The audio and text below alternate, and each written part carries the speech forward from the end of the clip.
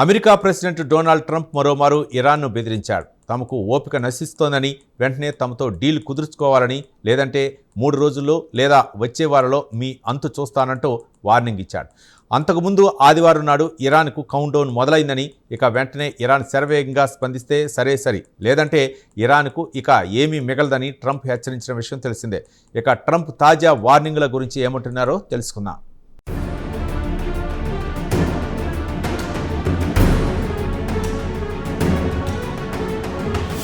America president Donald Trump ఇరాన్కు గత కొన్ని రోజుల నుంచి వార్నింగ్లపైన వార్నింగ్లు ఇస్తూ పోతున్నారు. వెంటనే తమతో శాంతి ఒప్పందం కుదుర్చుకోవాలని ఒత్తిడి పెంచుతున్నారు. ఇక తాజాగా ఆయన మరో 2 లేదా 3 రోజులు లేదా వచ్చే వారం ప్రారంభంలో ఇరాన్పై దాడులు చేస్తామని డెడ్లైన్ విధించారు. ఇరాన్కు కౌంట్ డౌన్ మొదలయ్యిందని, ఇరాన్ దారికి రాలేదంటే ఇక ఏమీ మిగిలదని ఆయన గట్టిగా వార్నింగ్ ఇచ్చారు. అయితే ఇరు దేశాల మధ్య శాంతి ఒప్పందంపై చిక్కుముడులు మాత్రం కొనసాగుతున్నాయి.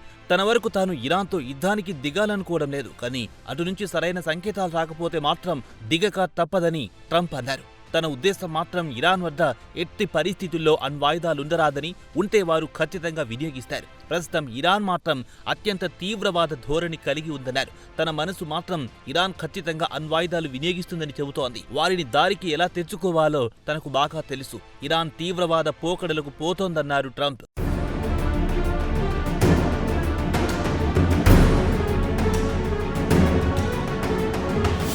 ఇక యాక్సియస్ విలేఖరి బారాక్ రావిడ్ ఎక్స్లో ఒక పోస్ట్ పెడుతూ వచ్చే కొన్ని రోజుల్లో ఇరాన్పై మిలిటరీ దాడులు చేస్తామని ట్రంప్ చెప్పారని, ఇక ఇరాన్కు ఎట్టి పరిస్థితుల్లో గడువు ఇచ్చే పరిస్థితి లేదని తేల్చి చెప్పారని ఆయన రాసుకొచ్చారు.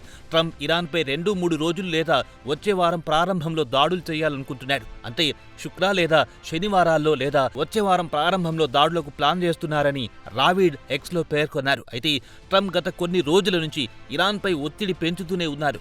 రేపు దాడి చేస్తా, ఎల్లుండి దాడి చేస్తా అంటూ టైం లైన్ విధిస్తున్నాడు. కాగా గత సోమవారం నాడు మీడియాతో మాట్లాడుతూ మంగళవారం నాడు దాడులు చేస్తానని డెడ్ లైన్ విధించారు. తర్వాత వాయిదా వేస్తూ సీరియస్గా సంప్రదింపులు జరుగుతున్నాయన్నారు. త్వరలో శాంతి ఒప్పందం కుదురుతుందని ఆశాభావం వ్యక్తం చేస్తూ వాయిదా వేస్తూ వస్తున్నారు.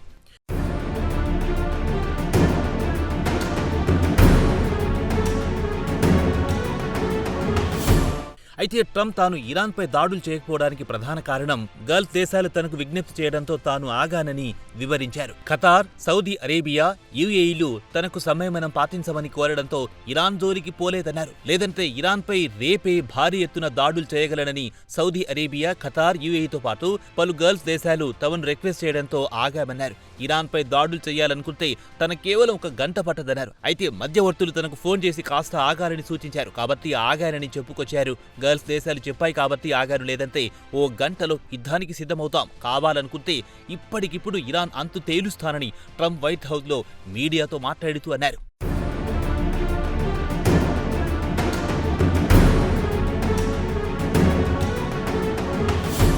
అయితే తాను తన మిలిటరీని పూర్తి స్థాయిలో సన్నద్ధంగా ఉండాలని సిద్ధం చేశా.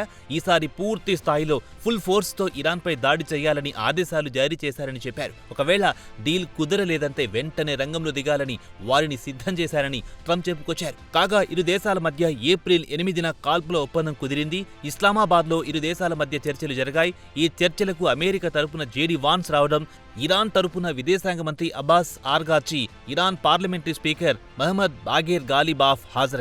ఈ చర్చల్లో అమెరికా ఇరాన్ వద్ద శుద్ధి చేసిన యురేనియం మొత్తం తమకివ్వాలనేది అసలు డిమాండ్. దానికి ఇరాన్ ససేమిరా అనడంతో చర్చలు విఫలమయ్యాయి. అటు నుంచి చర్చలు ఒక అడుగు ముందుకు పడలేదు. ఇరు పక్షాలను ఇస్లామాబాద్కు రప్పించాలని పాకిస్తాన్ గట్టి ప్రయత్నాలు చేస్తున్నా ఆ దిశగా ఒక్క అడుగు ముందుకు పడడం లేదు. ఇక చర్చలు విఫలమైన తర్వాత ఇరాన్ హార్మూజ్ జలసంధి నుంచి ఆయిల్ ట్యాంకర్లను రాకుండా దిగ్బంధం చేసింది. దీనికి బదులుగా అమెరికా ఇరాన్కు వెళ్లి సరుకు రవాణా నౌకలను అడ్డుకుని ఆర్థికంగా ఇరాన్పై ఒత్తిడి పెంచాలనుకుంటోంది.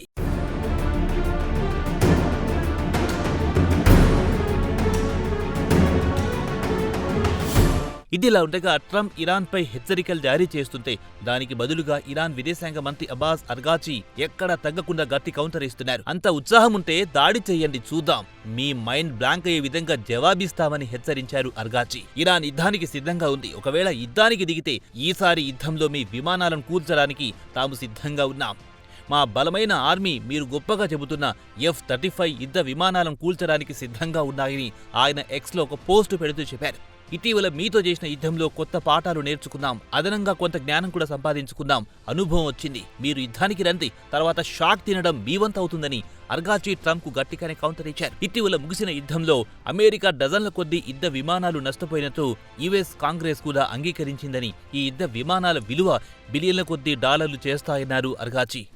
కాగా అమెరికాకు చెందిన కాంగ్రెస్ నేషనల్ రీసెర్చ్ ఆఫీస్ గత వారం ప్రచురించిన నివేదికను అర్గాచి ఉదహరించారు. ఈ నివేదికలో సుమారు 42 ఫిక్స్డ్ వింగ్ లేదా రోటరీ వింగ్ ఎయిర్ క్రాఫ్ట్లు, డ్రోన్లు భారీ డ్యామేజ్ అయినట్టు నివేదికలో వివరించింది. ఈ వివరాలను అర్గాచి ట్రంప్కు గుర్తు చేశారు.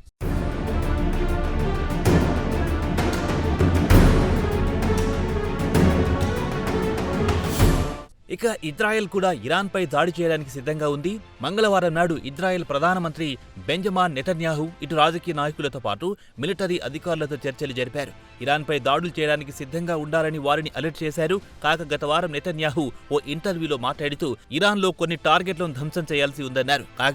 ఇజ్రాయెల్కు చెందిన న్యూస్ ఛానల్స్ కూడా త్వరలోనే ఇజ్రాయెల్ ఇరాన్పై దాడులు చేయడానికి సన్నద్ధమవుతోందని వార్తలు ప్రసారం చేశాయి. అయితే ఇజ్రాయెల్ రాజకీయ నాయకులు, మిలిటరీ మధ్య ఏకాభిప్రాయం కుదరడం లేదు. ఇక మిలిటరీ మాత్రం ఇరాన్పై వైమానిక దాడులు చేయాల్సిన అవసరం లేదని, ఇరాన్లోకి ఎలాంటి సరుకు వెళ్లకుండా అడ్డుకుంటే చాలని సలహా ఇస్తున్నాయి. ఇక ఇరాన్ మిలిటరీ వాదన విషయానికొస్తే ఇరాన్ ప్రజలు ఆర్థికంగా చితికిపోతే వారే ప్రభుత్వంపై తిరుగుబాటు చేస్తారని, దాడులు చేయాల్సిన అవసరం లేదని ఇజ్రాయెల్ మిలిటరీ వాదిస్తోంది.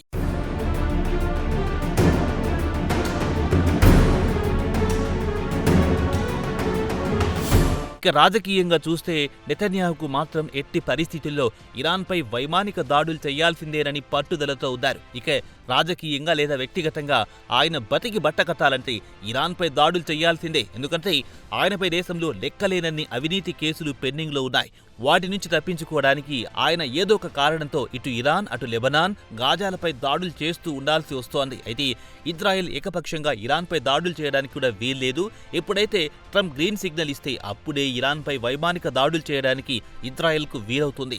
మరి ట్రంప్ ఎప్పుడు గ్రీన్ సిగ్నల్ ఇస్తారో వేచి చూడాల్సిందే. లేదా ఫిబ్రవరి 28వ తేదీ మాదిరిగా ఇరు దేశాలు కలిసి ఒకేసారి ఇరాన్పై విరుచుకుపడతాయా అనేది త్వరలోనే తేలిపోతుంది.